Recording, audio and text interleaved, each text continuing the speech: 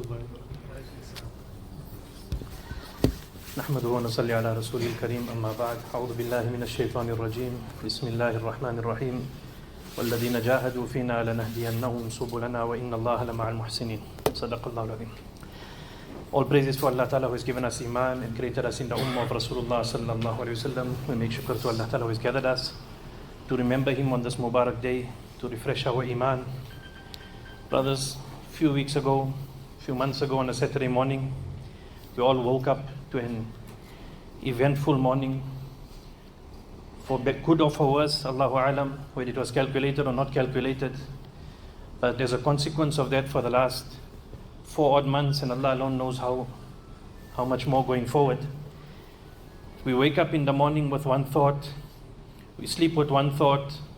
Every time you open your phone, you see something that you don't feel like opening, but it's not something that we can run away from or hide away from. We ask Allah Ta'ala for afiyah, we ask Allah for deliverance, we ask Allah for His nusrat. What has clearly come forward is that the Muslims are all that is standing between mankind and their freedoms. We are just in the way. From Geneva Convention to human rights, between lies and hypocrisy, it is what it is. If we study the hadith of Rasulullah Sallallahu Alaihi Wasallam, and in specific the chapters on Malahim, on the signs of Qiyamah, the minor signs in particular, the major signs will come when Allah wishes it. Those signs were not for entertainment or for us to lose hope, but for us to prep ourselves and to be ready. What we take from here is that 100 years ago what transpired, our adversary, he said never again. When you ask a Muslim in South Africa, he say nothing will happen. A Muslim says, we're far away, nothing will happen. The adversary on the other side, 100 years ago what had transpired, he said never again, meaning I will not allow it to happen again. Allah Ta'ala create such asbab, such conditions of afiyat, of ease. But what is happening in the whole world is something that we should not close our eyes to. There's an old alim, very wise, Allah give him barakah and health. Very few people know him in Benoni, Moulana Muhammad Ekarwaya. We met him a few years ago. He was reading from a notebook. He says, I went to India to study in Lucknow in 1968. At that time there was some heavy communal riots in the area. In the Eidgah, which was almost 500,000 people, Sheikh Abul Hassan Nadwi Rahmatullah Alayhi said that all Muslims of Hindustan, you should start working towards a civil defense plan. Now when we are civil defense and we think, oh, civil war, jihad, does that we say it openly? Right? Your homework, what is civil defense? Open, your first pop-up will be Wikipedia. What is a civil defense? Plus there's 2 types of people in the world. One lot, they cry for help. Help. Don't be among those. The second lot are those who respond and who are able to help. Be among those.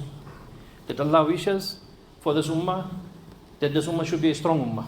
Al-mu'minu al-qawi khayrun wa ahabbu ila Allahi min al-mu'min al-da'if.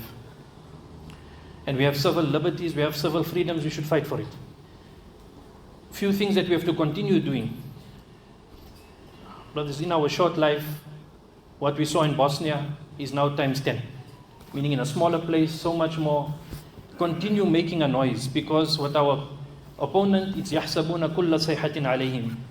They are so afraid that every little shout that works against them, to change public opinion, to change world opinion, continue with that. Make a noise on every platform. Number 2, carry on with the boycott. 2 things in the boycott. For them, every cent that they lose bites them hard. And every cent that they lose is money that we've saved. And half those things that are on the boycott list are things that we don't need. It's damaging for you financially, it's bad for your health, it's bad for everything. And then we can only continue making dua and asking Allah Ta'ala's assistance and few other things. With regard to what is transpiring in India, in other parts of the world, that a mu'min should be prepared and should be ready. Study a little bit on civil defense, that the Muslims in South Africa are in a good position. We work within the framework of the law. We do not step outside of the law in any way. That is why I mentioned clearly with regard to jihad, because it is a a very misused and misunderstood concept. The two youngsters who were arrested were from our area. At that time, we were told that your Juma bayans in your area are being recorded and being listened to. There's nothing to hide. In that, one of the ulama came, he says, listen nicely, with regard to Islamic jihad, when the mujahideen would come, then the non-Muslims would rejoice. The non-Muslims would be happy because they were safe, their women were safe, their children were safe. You cannot touch one item in their home. Nabi Sallallahu mentioned that after the jihad is over, and a certain person, they said he's from among the people of Jannah. He said he stole something from the Mali Ghanimat, because of which he's not among the people of Jannah. We are people of Allah, we are people of God consciousness. If you want to learn about human rights, learn from us. My general topic that we move around is a little bit off the topic, that you do some homework on that. But our space of interest is personal safety, community safety, and readiness. We'll come back onto the topic, inshallah. These are all real life incidents that we experienced or spoke to the people who are affected by it. Just random incidents. One was Ramadan 2 years ago, Muslim family, after Taraweeh, you go to bed, you know the environment in your masjid, in your home. After Taraweeh, when you come home, you have something to eat, you're listening to the radio, there's Quran, there's Tilawat, there's Ta'aleem, you prepare for suhoor and you go to sleep. At about 2 o'clock in the morning, his wife wakes him up and says there's someone in the house. Eyes open, he hears the noise in the house, he comes out, he says, my family is there, my small children are there, and I see 3 people coming towards me. One got an angle iron, one with a screwdriver. He says, I had to do what I had to do. I fought them in the passage. His ear was chopped, it was hanging down, his finger broke. He said, Muhammad, whenever I see this, I think about you. This is my... Meaning, brothers, in our homes, for us to change our mindset, to change, meaning the ni'mats that Allah Ta'ala has given us, if we continue to use it in the wrong avenue, in the wrong way, these are things that are going to bring the anger of Allah Ta'ala. So, Allama Iqbal Rahmatullah Alayh, in a Persian poem said something, that if your asbab are not in order and your amal are not in order, then pray hard that maybe your Rabb will come to your assistance and maybe He will not. Because Allah has created the world by certain rules. There's no magic going to happen. Your amal are not in order to draw the nusrat of Allah Ta'ala. Your asbab are not in order, meaning your physical means are not in order. You have not taken cognizance of certain things. You abuse the ni'mats of Allah Ta'ala, halat will come, conditions will come. So when it comes to our homes, brothers, having a home safety plan, that is between you and your family, you need to work it out. Because nobody plans for an emergency, nobody plans for a disaster. Maraisbag Masjid caught fire. By the time the word got out, the fire was already huge. Those who did basic firefighting, there's a short 2-minute clip. 2-minute clip set up. A small fire starts from a charger. Nowadays, many of us have got rechargeable batteries also. In your normal lithium-ion battery, chances are that fire extinguisher is not going to work if you have one in your home. So the fire starts small, tiny. You see it growing, you see the time running, and you see the heat being generated. Within 3 minutes, the heat in that room, in that living room, is close to 800 degrees Celsius. We think 100 degrees because water boils, that caps it. There's no cap. 800 degrees becomes a spark point for everything in the house to start melting. The trusses in your roof are dry. They've been there for many, many years. Within 2 minutes, that place is an inferno. In our homes, everything that we work for is in our homes. Do we have the right equipment? Do we know how to use it? City of Johannesburg, last time we checked was a while ago, someone can recheck. In the old days had approximately 38 fire stations all over the show.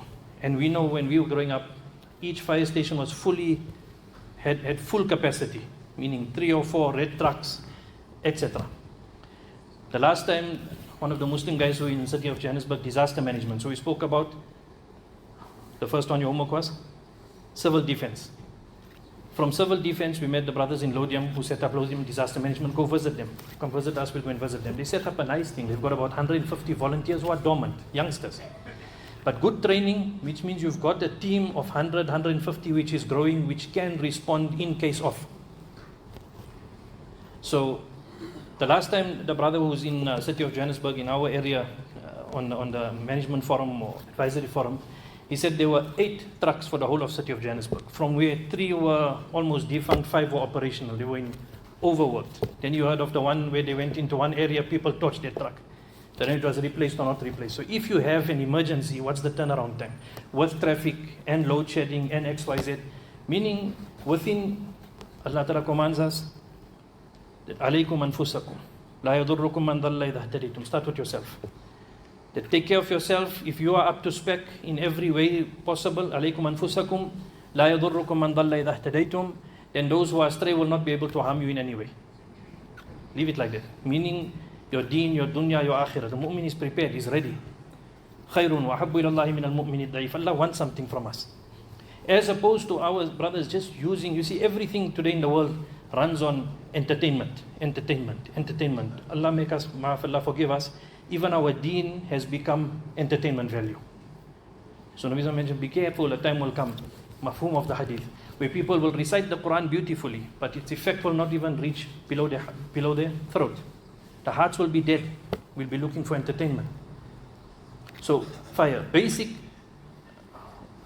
medical safety. Muslim school, kids were playing soccer. This is real life. Kid went through the wall, through the glass.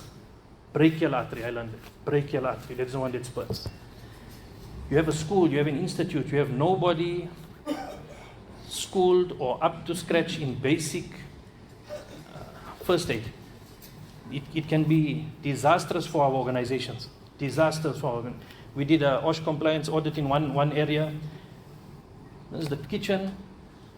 Gas was leaking. The wires were all connected, like a disaster waiting to happen. And you had children that were eating in that kitchen. So kid went through it. People didn't know what to do. You pull the glass out, don't you pull the glass out? There was one female teacher who was sharp. Managed to save the day. It can happen in our home. By the time you turn around, something happens. So you have between fire emergency, medical emergency, and then a crime. In case of a crime, we know what us the wife phones the whole day. When she phones, bring this, bring that. Need bread, need tomato. What time you coming? Where you going? Tell them for silly things, just send a text. If that phone rings, you need to answer that phone. Chances are, we're sitting in the masjid, Allah protect us. There's an emergency at somebody's house. They start phoning. The first thing is they'll phone one of us. Maybe the phone is in the car, it's on silent. And they're panicking. You need to have emergency communication set up in your street with your neighbors that can happen just like this. Our one in our area, Moulana is there also. Sunday morning, one of the ulama from this area, who were going to Darul Zakaria for Mufti Saab's program, broke down on Vikings. Now, Saturday morning after Fajr is where all the zombies of the night before start waking up. And they're hungry and they're looking for a soft prey. And Moulana is with his son, stuck at Vikings off-ramp. Allah shukr, from our zone, response time was 3 minutes to get to him, fix him up, get him on his way. Another incident happened. This was on the N3. Husband, wife, 2 young kids, and their helper went for holiday to Durban. Coming back on the N3. Those kids don't want to go for a holiday again. This was last year. Past Heidelberg, car lit up, new car. Stopped at the total garage. You all know it. Switch off, switch on, good to go. Drove again. Before Slurus, the car broke down again. Stopped, phone BMW. BMW said, we'll send a truck. The truck that comes from Alberton to you can take half an hour. When you're waiting there, it can feel like 3 hours. The ordeal started at 8:30. In that time, 4 people came up. They jumped into the car, on top of them. Got that car moving. Whatever transpired. The ordeal finished at 3:30 in the morning. The one of the 4 kids, the 4 boys, you wait all the time. You see it on your phone all the time. So that's number one, is get the required training. Number one, 95% of your safety and your security is in your awareness, in your situational awareness and your preparedness. And these are skills that we have to start learning quickly and start passing on to our kids as well. And from there, inshallah, our time is up. But assess your area. We're going towards the month of Ramadan. Have your plans in place. This masjid's risk assessment may be very, very different from some of the old areas where we came from, where masjids get attacked, either Fajr time or sometime, or at Taraweeh time. In the Masjid of Nabi Sallallahu Alaihi Wasallam was one pillar. Now you have to go on a time, but Ustuwanatul Hirs, the pillar of Hirs, of Hifazat, of security. Ask the ulama what used to take place there. That if we take the model of Madinah Munawwara and we implement it, we're good. Today you go anywhere in the world, you cannot fight your government and you cannot depend on them. Depend on yourself. Make yourself mustaghni and independent. Within the framework of the law, that's our disclaimer. Don't step outside of the law by one fraction also. Quickly. 2019 we had xenophobia. We know about it. 2020 we had lockdown. 2021 we had huge civil unrest. Could have become anything. After that, we've had constant issues of service delivery, sporadic rioting. It's the way the world is. We either complain. Those who ran away to other countries, some could make it, most couldn't make it. Those who went also want to come back. Don't stress it. Do what we have to do. Ihris ala ma yanfa'uk, to complete that hadith. That seek out that which is of benefit to you. The mu'min, three things. He's prepared, prepare, preserve, and protect. When it comes to helping anybody, Muslim, non-Muslim, black, white, who's first? Who's first? Sleeping. Muslims are first in our country. Something that we should be proud of. We should make shukr on. But how do we take it to the next level? How do we organize ourselves? For that we should think.